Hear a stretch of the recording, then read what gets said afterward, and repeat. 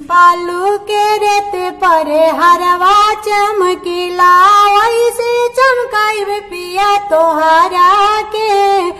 तानी खेदा से यानी पिया हमारा के।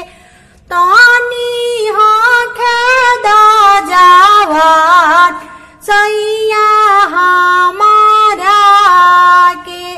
बालू के रेत पर सिकड़ी चमकेला, वैसे चमकाई पिया तोहरा के।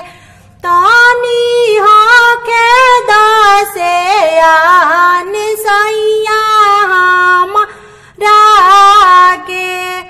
तानी खेदा से आन सैया हमारा के।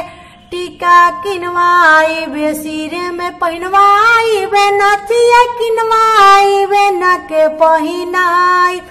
रोज देवरा से पैर दबावाई बे सैया राती के। रोज देवरा से पैर दबावाई